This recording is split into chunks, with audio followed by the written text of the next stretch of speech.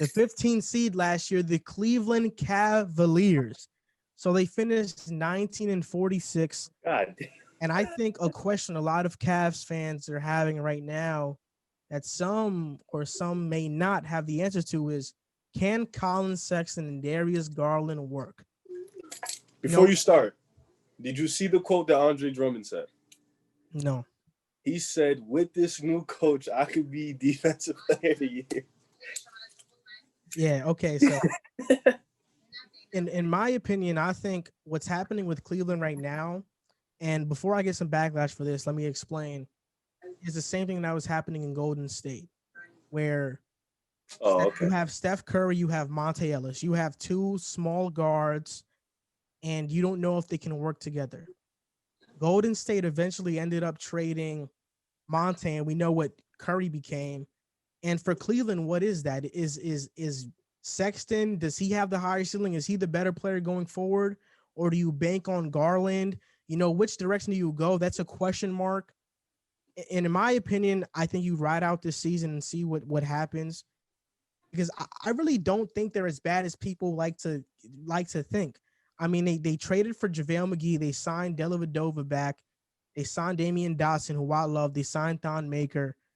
They drafted Isaac Okoro. They only lost Tristan Thompson. Their coach is JB Bickerstaff, who did a pretty good job in Houston when he was there. And their starters are Darius Garland, Colin Sexton, Isaac Okoro, Kevin Love, Andre Drummond.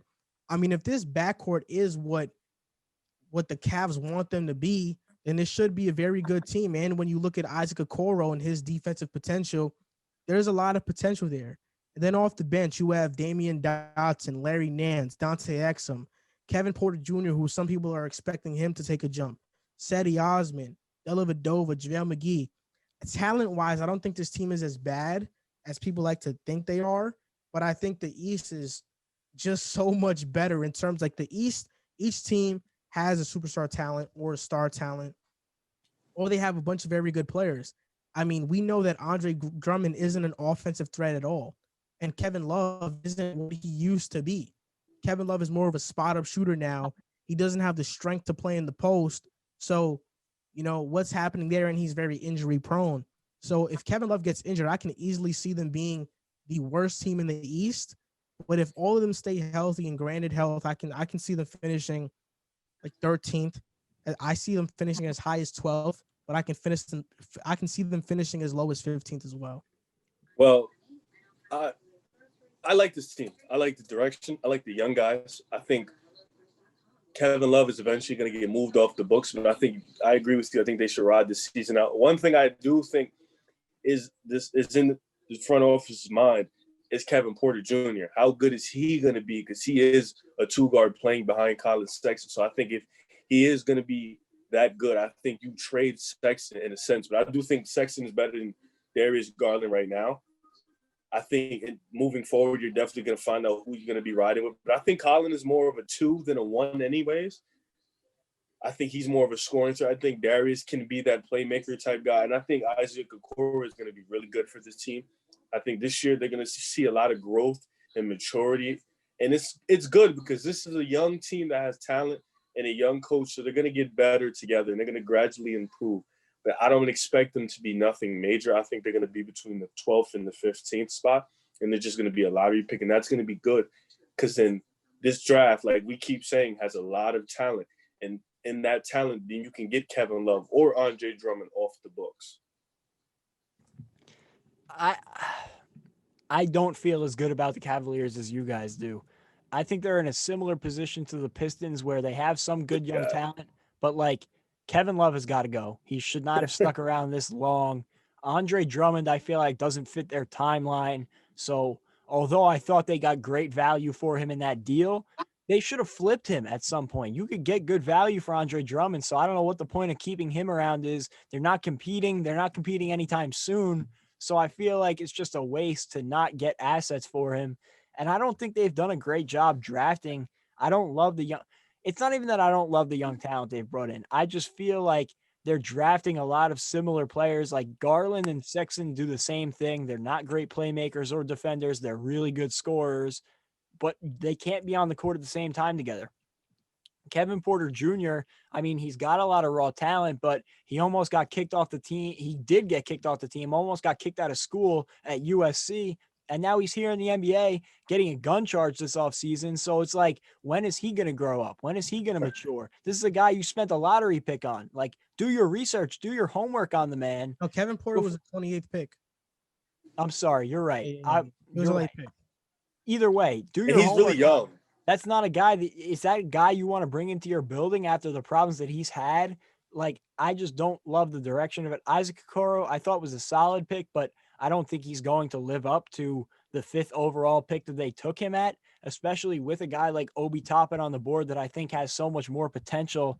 I just don't love the direction they're headed in. I don't think they've done a great job hitting on their draft picks. So I feel like they're still caught in that LeBron hangover where he didn't put them in a great position because you gave up assets to fill the team out around him when he was there. And now he leaves, the team is built around him, and you gave up assets in the future to help him.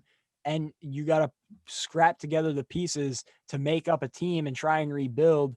They lost essentially a whole season with John Beilein, who clearly had major problems last year with this team. So I like Bickerstaff coming in, but it's like you just wasted a year with your young talent trying to develop them.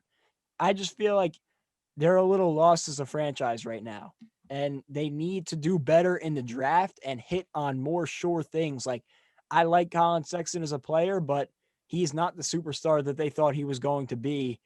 I just feel like they need to do better in the draft because no one's coming to Cleveland. Nobody is willingly signing in Cleveland. So you need to do better, find a star level talent, a legit star level talent that you can build around, and then maybe start to entertain the Andre Drummonds of the world. But right now, him and Kevin Love just have no business on the roster, in my opinion. Get them off the books, get picks, get young talent, and figure it out. That's my take on him. I have him finishing at 15. I could see them finishing as high as 13. Like, for me, they're in that range of teams that are just lost right now. Any of them could be in that same bottom 3 flipped around, but I have them finishing at 15. I mean, honestly, I think the reason they have Drummond there is just to fill out the roster. Because even though your team is young, you don't just want to put out scrubs there just for the sake of development. Hey, Drummond is relatively young too. Yeah, like if you want to develop young players, you have to put them around players that can put them in positions to succeed. I mean, obviously basketball is different than football, but in football, are the Jets, let's say if we have like a Trevor Lawrence or a first round pick, what we do in Sam Darnold, right? Are we going to put him in the worst possible position to succeed and start young guys just so we could develop them? I know they did, which is dumb, just for sake of development. Like, I don't think the Cavs should trade Drummond for a pick and trade Kevin Love just because, and then have a starting lineup of Larry Nance and JaVale McGee. Like, I think. Well, I would have never brought in JaVale McGee. Sounds bad. I know, but I'm just saying, like, you have to have good players around these young players so they can develop as well. You can't just put them in the worst possible position to succeed. We see that with the Knicks right now, where RJ Barrett's supposed to be our franchise player, but they have not surrounded him with any shooters, and he's not in position to succeed. If I'm, in my opinion, I'd love Kevin Love on the Knicks to space the floor, for RJ and bring in Alec Burks. I don't like the contract, but when you talk about a player and the fit, I like that. And for those players, I mean, say what you want about Cleveland, but they have spacing. Sexton can shoot, so can Garland. Isaac Okoro, we know, is shaky, but Kevin Love can shoot. Like, they do have some spacing, and they're not the poorly spaced team in the league, just like the Knicks are, So I think you got to put your young players in position to succeed. Can they coexist, though? Like, can you have Sexton, Darius Garland, Okoro on the court at the same time? I think Okoro is certified at the 3. I think the other 2 or 3. I think the other 2 is still too early to say. They seem like the same player. I don't think they fit, but I think this year it's crucial for the Cavs to figure out which player they think is going to be better, which one they project to be better moving forward. You can't just go out and trade one and just be like, okay, now we're stuck with Garland or Sexton. Because if we're being honest, if Golden State did that, Curry was going to be out of Golden State. If they jumped the gun on that, Monte Ellis was going to be the franchise guy. And we know if that would have happened, that would have been the worst mistake ever. But instead, they played it out and said, you know what? Curry projects better. So we're trading Monte. I think that's what the Cavs have to do right now. I was saying that more of as an indictment of their draft rather than keeping him around, because now you have him, you might as well figure out what you have. But I thought that they could have done a better job. You know what I think, Jack? I think whoever they pick next year is going to depend on who they let go. I think if they go in the direction of a point guard, Garland goes. I think if they go in the direction of a 2, Colin Sexton goes. I think both are trade assets in general. But I think whoever they pick in next year's draft is going to really determine. Like if Jalen Suggs falls to them, I don't think they hesitate on trading Darius Garland. I think he's gone. Well, I think if like a Brandon Boston or Jalen Green falls to them, I think Sexton would be gone too. So I think it really comes to the draft or even free agency. If somebody does decide to go, then it's like, all right, well, then we know who to give up. Yeah. And let me say this. I would be fine with keeping Kevin Love around. He won a championship. He's a good veteran leader in the locker room. But when I look at Andre Drummond, like I would feel much better trying to go out and spend $40 million on Jeremy Grant, who was looking for a bigger role on a worse team, than paying Andre Drummond $30 million a year. Like I would rather trade Drummond, get some assets, and go out and get a guy like Jeremy Grant or maybe a Christian Wood. And I get it. They need to want to sign there, but I question some of the moves they're making, and I understand they need some veteran leadership. And I'm okay with the thought of Kevin Love sticking around because his value is slowly decreasing. That's fine. Keep that veteran leader. Get a veteran backup guard to bring in. I commended the Bulls for bringing in Garrett Temple. Guys like that I think are perfect to build a culture like that, and I just don't see that happening in Cleveland right now.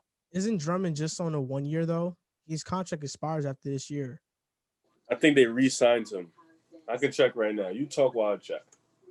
Yeah, I think you're right. I think he did opt in, but even more reason to trade him this season. Then. You know, instead of letting him walk for nothing. So what's his contract? River Brown, free agent in 2021. Okay, so yeah, he's a rental. You know, so we'll see what happens this season.